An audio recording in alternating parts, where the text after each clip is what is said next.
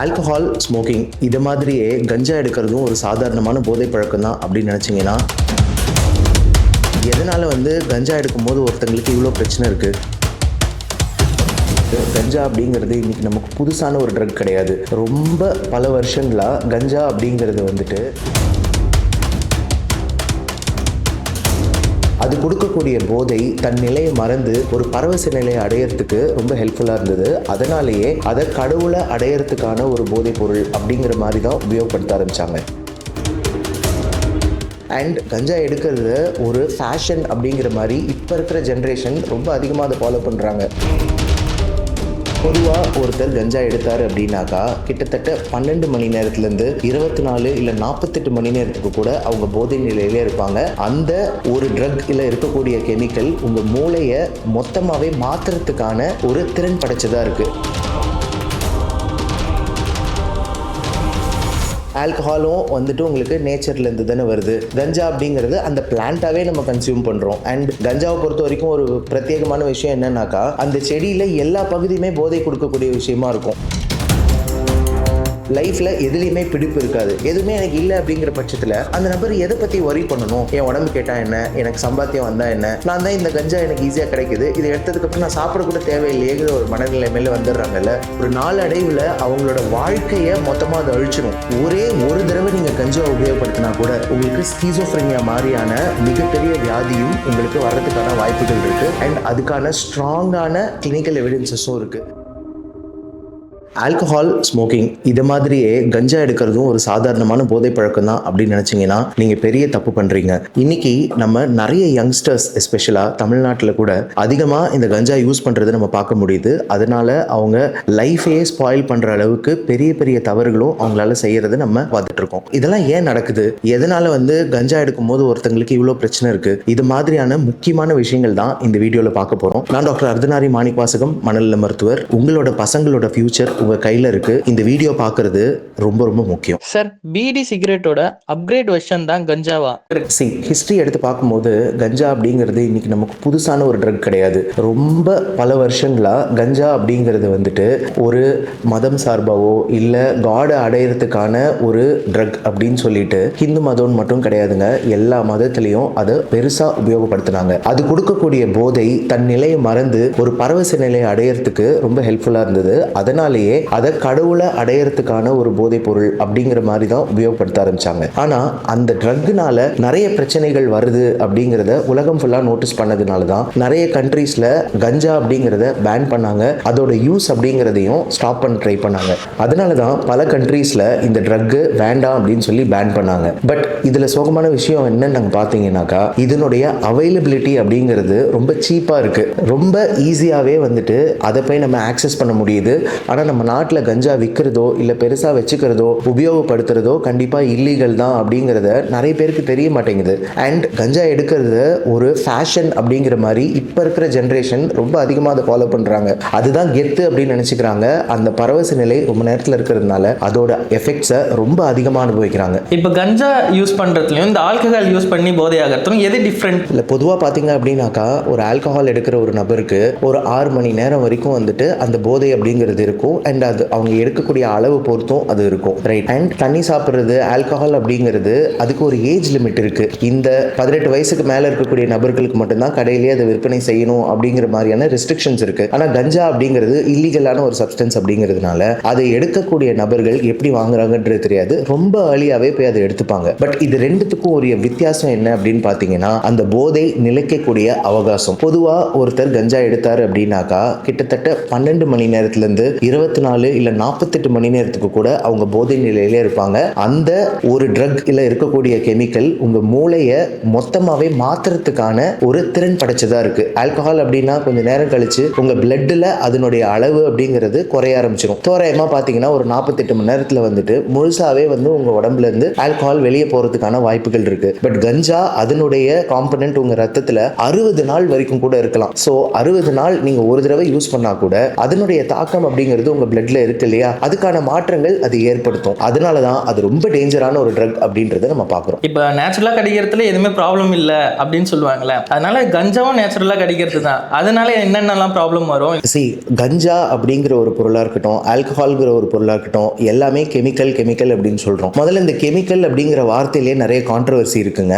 நம்மளே கெமிக்கல்ஸால ஆகப்பட்ட ஒரு உயிர் தான். ஸோ உலகத்தில் எல்லாமே கெமிக்கல் தான், ரைட்? தண்ணி கூட கெமிக்கல் தான். ஆனால் அந்த பர்டிகுலர் கெமிக்கல், அந்த காம்பனென்ட் நமக்கு நல்லது செய்தா கெட்டது செய்தா அப்படிங்கிறத நம்ம பிரித்து பார்க்கணும். ஆல்கஹாலும் வந்துட்டு உங்களுக்கு நேச்சர்லேருந்து தானே வருது. கஞ்சா அப்படிங்கிறது அந்த பிளான்ட்டாவே நம்ம கன்சியூம் பண்ணுறோம். அண்ட் கஞ்சாவை பொறுத்த வரைக்கும் ஒரு பிரத்யேகமான விஷயம் என்னன்னாக்கா, அந்த செடியில் எல்லா பகுதியுமே போதை கொடுக்கக்கூடிய விஷயமா இருக்கும். அதனால அந்த செடியை அப்படியே நீங்கள் எடுத்து ட்ரை பண்ணி உபயோகப்படுத்துறது தான் வந்து ரொம்ப ஈஸியாக இருக்குது. இந்த ரெண்டு ட்ரக்கையும் கம்பேர் பண்ணும்போது பார்த்தீங்கன்னாக்கா அக்யூட் சைடு எஃபெக்ட்ஸ் அப்படின்னு சொல்லுவோம். அதாவது எடுத்த உடனே நடக்கக்கூடிய பிரச்சனைகள் அப்படிங்கிறது ஆல்கஹாலில் அதிகமாக இருக்கும். ஓகேங்களா? ஸோ ஒரு ஷார்ட் டியூரேஷனில் நம்ம அதை எடுக்கும்போது போதை டக்குன்னு தலைக்கேறி என்ன பண்ணுறோன்றது தெரியாத மாதிரி இருக்கும். ஆனால் கொஞ்ச நேரத்தில் அது சரியாயிடும். பட் கஞ்சா அப்படிங்கிற ஒரு பொருள் வந்து பார்த்தீங்கன்னா அதை எடுத்து ரொம்ப நேரம் கழிச்சு தான் உங்களுக்கு போதை அப்படிங்கிறதே ஹிட் ஆகும். ஸோ ரொம்ப நேரமாக போதை இருக்கிறதுனால அதுலேருந்து வெளியே வரக்கூடிய அவகாசமும் ரொம்ப ஜாஸ்தியாக இருக்குது. ஸோ தொடர்ச்சியாக ஒருத்தர் வேற ஒரு பரிணாமத்தில் அவங்க மூளை மாறும்போது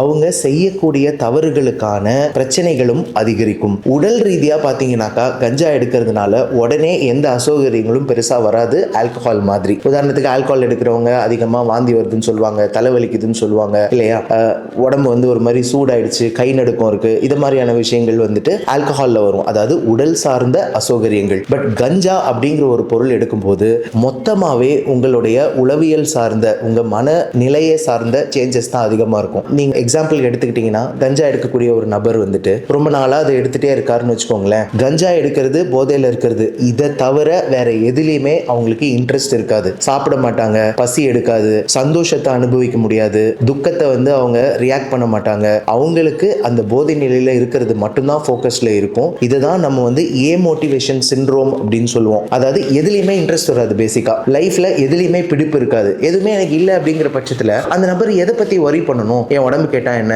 எனக்கு சம்பாத்தியம் வந்தா என்ன, நான் தான் இந்த கஞ்சா எனக்கு ஈஸியா கிடைக்குது, இதை எடுத்ததுக்கு அப்புறம் நான் சாப்பிட கூட தேவையில்லையேங்கிற ஒரு மனநிலை மேல வந்துடுறாங்கல்ல. பட் ஒரு நாளடைவில் அவங்களோட வாழ்க்கையை மொத்தமாக அதை அழிச்சிரும். உடல் நிலைமை வந்து பெருசா அஃபெக்ட் ஆகலைன்னா கூட வாழ்க்கை போயிடுச்சு இல்லையா, அதுக்கப்புறமா நம்ம அதை பத்தி என்ன பண்ண முடியும்? அண்ட் லாங் டேர்ம்ல அதை எடுக்கும்போது மூளையிலையும் கண்டிப்பா பெருசா மாற்றங்கள் ஏற்படும். அவங்க படிக்கிறதா இருக்கட்டும், ஒரு விஷயத்தை புரிஞ்சுக்கிறதா இருக்கட்டும், இது மாதிரியான திறன்கள் எல்லாமே போயிடும். ஒரே ஒரு தடவை நீங்க கஞ்சா உபயோகப்படுத்தினா கூட உங்களுக்கு ஸ்கீசோஃப்ரெனியா மாதிரியான மிகப்பெரிய வியாதியும் உங்களுக்கு வர்றதுக்கான வாய்ப்புகள் இருக்கு. அண்ட் அதுக்கான ஸ்ட்ராங்கான கிளினிக்கல் எவிடன்சஸும் இருக்கு. ரிசர்ச்ல வந்து சொல்றாங்க என்னன்னாக்கா, உங்க குடும்பத்துல ஆல்ரெடி பிரமை வியாதி இருக்கு அப்படிங்கிற பட்சத்துல நீங்க கஞ்சா உபயோகப்படுத்திங்கன்னா, ஒரே ஒரு தடவை உபயோகப்படுத்தினா கூட உங்களுக்கு வாழ்நாள் முழுக்க அஃபெக்ட் ஆகுற மாதிரியான அந்த ஸ்கிசோஃப்ரெனியா வியாதி வரலாம். So you have to be very careful. ஃபாரின்ல இருக்கவங்க நிறைய பேர் வந்து கஞ்சா யூஸ் பண்ணி இன்டெலிஜென்ட்டா இருக்காங்க, யோசிக்கிறாங்க, பில்லியனரா இருந்தா கூட அவங்க கஞ்சா அடிக்கிறாங்க அப்படின்னு சொல்றாங்க. இந்த கஞ்சா டேலண்ட்டுக்கும் ஏதாவது சம்பந்தம் இருக்கா? கஞ்சாவுக்கும் டேலண்ட்டுக்கும் எந்த விதமான சம்பந்தமும் கிடையாது. இது வந்து ஆர்கெஸ்ட்ரேட் பண்ணப்பட்ட ஒரு விஷயம். உதாரணத்துக்கு பார்த்தீங்கன்னா கட்டமைக்கப்பட்ட விஷயம் அப்படின்னு சொல்லுவாங்க இல்லையா. ஒரு மியூசிக்ல இருக்கக்கூடிய ஒரு நபரா இருக்காருன்னு வச்சுக்கோங்களேன். பொதுவாக வந்து இந்த ஆர்டிஸ்டா இருக்கவங்க தான் அதிகமாக கஞ்சா உபயோகப்படுத்துற மாதிரி நம்ம கேள்விப்படுவோம். ஏன் வந்து அவங்க உபயோகப்படுத்துறாங்க அப்படின்னா, அந்த போதை நிலை வரும்போது அவங்களுக்கு ஒரு சில விஷயங்கள் மட்டும் அதிகமாக கான்சென்ட்ரேட் பண்ற மாதிரி இருக்கும். உதாரணத்துக்கு ஒரு பாட்டு கேட்குறோம்னா நம்ம அதை மொத்த பாட்டாக தான் கேட்போம். ஆனால் ஒரு ட்ரம் பீட் மட்டும் அந்த பாட்டில் உங்களால் தனியாக கேட்க முடியுமா? ஒரு கித்தாரோடைய ஸ்ட்ரிங்ஸ் வருது இல்லையா, அதை மட்டும் உங்களால் தனியாக கேட்க முடியுமா? முடியாது இல்லை. பட் கஞ்சா எடுக்கும் போது தனித்தனியாக உங்களுடைய அட்டென்ஷன் அப்படிங்கிறது டிவைட் ஆகும். புரியுதுங்களா? ஸோ இதை மாதிரியான ஒரு விஷயத்த வந்து அவங்க அனுபவிக்கும் போது அவங்க ஒரு டிரான்ஸ்ல போவாங்க. டிரான்ஸ் அப்படிங்கிறது அவங்கள மீறி ஒரு ட்ரிப்ல போறது அப்படின்னு சொல்லுவாங்க. அது குட் ட்ரிப்பாகவும் இருக்கலாம், பேட் ட்ரிப்பாகவும் இருக்கலாம். யூஸ்வலா வந்து சாப்பாடு சாப்பிட்றோம் அப்படின்னு வச்சுக்கோங்களேன், அந்த சுவையை வந்து நீங்க நாக்கில் உணர்வீங்க, அவ்வளவுதான், ரைட்? ஆனா கஞ்சா எடுக்கும் போது அந்த சுவையை வந்துட்டு வேற ஒரு புலன் மூலியமா உங்களால உணர முடியும். அதாவது இப்போ நீங்க வாயில வந்துட்டு ஒரு வாழைப்பழம் எடுக்கிறீங்க, சாப்பிட்றீங்கன்னு வச்சுக்கோங்களேன், அது உங்க கண்ணு முன்னாடி வேற ஒரு உருவமா தெரியறதுக்கான வாய்ப்பு இருக்கு. அண்ட் இது ரெண்டுத்தையும் நீங்க ஒன்னா சேர்த்து ஒரு பிரமையில உள்ள போறதுக்கான வாய்ப்பு இருக்கு. ஸோ இதனால தான் வந்து அவங்க நினைச்சுக்கிறாங்க அவங்களுடைய கான்சென்ட்ரேஷன் பெட்டர் ஆகுது, அவங்களுடைய ப்ரொடக்டிவிட்டி பெட்டர் ஆகுது அப்படின்னு சொல்லிட்டு. பட் இதெல்லாம் எடுக்க எடுக்க ஒரு ஸ்டேஜில் பிரமைக்கு தான் போகும். அவங்களோட ப்ரொடக்டிவிட்டி அப்படிங்கிறது டோட்டலாக ஸ்டாப் ஆகிடும். ஸோ நல்ல பிஸ்னஸ் மேனாக இருக்கட்டும், நல்ல கலைஞர்களாக இருக்கட்டும், நார்மலாக இருக்கக்கூடிய நபர்களாக இருக்கட்டும், இந்த போதைப் பொருள் உபயோகப்படுத்துறதுனால அவங்க நல்லா ஆவாங்க அப்படிங்கிறதுக்கு எங்கேயுமே சாட்சி கிடையாது. டெஃபினட்டா அதை விற்கிறதுக்காக உங்களை ஏமாத்துறாங்க. நார்மலா இருக்கிறவங்க கூட ஒரு விஷயம் பண்றதுக்கு ஒரு ஃபியரே இல்லாம மாறிடுவாங்க அப்படின்னு சொல்றாங்க. அதெல்லாம் உண்மையா சார்? இல்ல பாடி மூலமா ஏதாவது எஃபெக்ட் ஆகுமா? கண்டிப்பா உங்க மூளையில நான் சொன்ன மாதிரியே ஒரு விஷயத்தை மட்டும்தான் ரொம்ப கான்சென்ட்ரேட் பண்ணும். ஆனா இந்த கஞ்சா அப்படிங்கிற பொருளுக்கு நமக்கு இருக்கக்கூடிய ஒரு உணர்வு, எமோஷன் சொல்றோம் இல்லையா, அதை பன்மடங்கா அதிகப்படுத்துறதுக்கான தன்மை இருக்கு. உதாரணத்துக்கு எனக்கு ஒரு காதல் இருக்குன்னு வச்சுக்கோங்களேன், அந்த உணர்வை பயங்கரமா ஜாஸ்தி பண்ணிடும். ஒருத்தர் மேல கோபம் இருக்குன்னு வச்சுக்கோங்களேன், அதையும் பயங்கரமா ஜாஸ்தி பண்ணி விட்டுரும். அப்படி உங்களுடைய உணர்ச்சி பெருக்குல நீங்க இருக்கும்போது நம்ம இதை செய்யலாம் இதை செய்யக்கூடாது அப்படின்னு பிரிச்சு பார்க்கக்கூடிய தன்மை உங்க மூளை இழந்துரும். அதனாலதான் நீங்க தண்ணி சாப்பிட்டோ கஞ்சா எடுத்துட்டோ வண்டி ஓட்டுறது இது மாதிரியான விஷயங்கள் பண்ணக்கூடாது அப்படின்னு சொல்றாங்க. உங்களுடைய ஜட்ஜ்மெண்ட் அப்படின்னு ஒண்ணு இருக்கு இல்லையா, நம்ம செயல்களை எதுக்காக செய்யறோம் அப்படின்னு புரிஞ்சுக்கக்கூடிய தன்மை, இது எந்த போதையிலையும் அஃபெக்ட் ஆகும். கஞ்சால ரொம்ப அதிகமா அஃபெக்ட் ஆகும். அதனாலதான் வயலண்டான கிரைம்ஸ் எல்லாமே இந்த கஞ்சா போதையில இருக்கும்போது இது கூட ஆல்கஹாலோ இல்ல வேற அதிகமான போதைகள் சேர்க்கும் போது பயங்கர வயலண்டா மாறிடுறாங்க. என்ன பண்றோம், அதுக்கூட கான்சிக்வன்சஸ் என்னன்றது கூட கொஞ்சம் கூட யோசிக்காம அதை பண்ணிட்டே இருக்காங்க. ஒன்ஸ் அந்த போதை நிலையில இருந்து அவங்க வெளியே வரும்போது தெரியும் அவங்க என்னெல்லாம் பண்ணிருக்காங்க அப்படிங்கிறது. அதுக்கப்புறம் லைஃப் போனது தானே. இப்ப 16 வயசுல ஒரு பையன் இந்த ட்ரக்ஸ் எடுக்கிறான்னா அவனுக்கு நிரந்தரமா இதுல இருந்து வெளியே வர முடியுமா இல்ல வரவே முடியாதா? கண்டிப்பா எந்த ஒரு போதை பழக்கமா இருக்கட்டும், அடிமைத்தனமா இருக்கட்டும், அதுல இருந்து வெளியே வர்றது அப்படிங்கிறது சாத்தியமான ஒரு விஷயம் தான். அது வெறும் பழக்கம் தான் சார். அதை நம்ம வாழ்க்கையா மாத்திக்கிறோம், அதை நம்ம வாழ்க்கையோட ஒரு அங்கமா மாத்திக்கிறோம். ட்ரீட்மெண்ட் அப்படிங்கிறது எல்லாருக்குமே அவசியப்படுறது தான். ஆனா மாத்திரைகள் கொடுத்து தான் ட்ரீட்மெண்ட் எடுக்கணும் அப்படிங்கிறது எல்லா போதை பழக்கத்துக்கும் அவசியம் கிடையாது. முதல்ல அதை தெரிஞ்சுக்கணும். எந்த ஒரு பழக்கமா இருக்கட்டும், இது கஞ்சாவா இருக்கட்டும் இல்ல ஸ்மோக்கிங்கா இருக்கட்டும் இல்ல ஆல்கஹாலா இருக்கட்டும், நீங்க எடுத்துக்கக்கூடிய அந்த போதை பொருளை நிறுத்துறது அப்படிங்கிறது தான் பெஸ்ட். புரியுதுங்களா? இப்போ ஆல்கஹால் வந்து ரொம்ப வருஷமா ஒருத்தர் எடுத்துட்டு இருக்காரு, திடீர்னு அதை நிறுத்துறது கஷ்டமா இருக்கும். ஆனா அதை நிறுத்தி தான் ஆகணும், இல்ல ஹாஸ்பிட்டல். புரியுதுங்களா? நிறைய பேர் வந்து இதை வந்து ஒரு முட்டு கொடுத்துப்பாங்க. தண்ணி சாப்பிட்றத திடீர்னு நிறுத்தக்கூடாது, கொஞ்சம் கொஞ்சமா படிப்படியா தான் குறைச்சி நிறுத்தணும் அப்படிங்கிறது வந்து அவங்களே அவங்களுக்கு முட்டு கொடுத்துப்பாங்க. ஆனா அவங்க பார்க்க மறந்து போற விஷயம், உணராத விஷயம் என்னன்னா, எந்த ஒரு போதையும் எடுக்க எடுக்க இன்னும் எடுக்கணும்னு தான் தோணும். அதனாலதான் அவங்க அடிமை பழக்கத்துக்கே வந்திருக்காங்க. பட் கஞ்சாவை பொறுத்த வரைக்கும் பல நாட்கள் அது இருக்கிறதுனால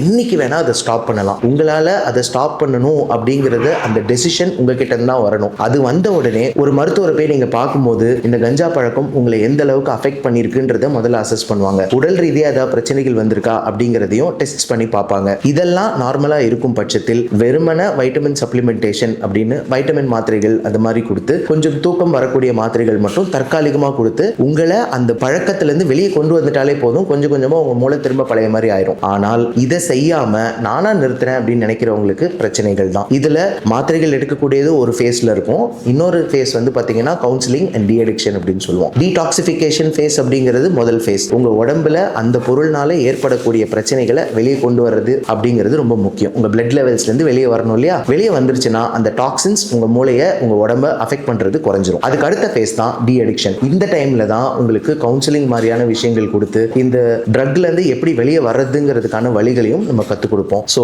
கஞ்சாவா இருக்கட்டும், எந்த போதை பழக்கமா இருக்கட்டும், அதுல இருந்து வெளியே வரதுக்கான ட்ரீட்மெண்ட் அப்படிங்கிறது 100% இருக்கு. எல்லாராலையும் எந்த நிலைமையில இருந்தாலும் அவங்களால அதுல இருந்து வெளியே வர முடியும். நான் டாக்டர் அர்த்தநாரி மாணிக்கவாசகம், மனநல மருத்துவர். உங்க குழந்தைங்களோ இல்ல உங்களுக்கு தெரிஞ்சவங்க யாராவது ஒருத்தரோ கஞ்சா பழக்கத்தை உபயோகப்படுத்துறாங்கன்னா கண்டிப்பா அவங்கள உடனே பக்கத்துல இருக்கக்கூடிய மருத்துவமனைக்கு அழைச்சிட்டு போங்க. ஒரு சைக்காட்ரிஸ்டோ பொது மருத்துவரோ அவங்கள பார்த்து அசஸ் பண்ணட்டும். அவங்க இந்த பழக்கத்தை வச்சுக்கிறது அப்படிங்கிறது அவங்களுக்கு மட்டும் கிடையாதுங்க, இந்த சமுதாயத்துக்கும் ரொம்ப ரொம்ப ஆபத்தான ஒரு விஷயம். இது மாதிரி முக்கியமான விஷயங்களை தெரிஞ்சுக்கணும்னா எங்களோட பேஜை ஃபாலோ பண்ணிக்கோங்க. அடுத்த சமுதாயத்தை நல்லபடியா உருவாக்குறது நம்மளோட கடமை.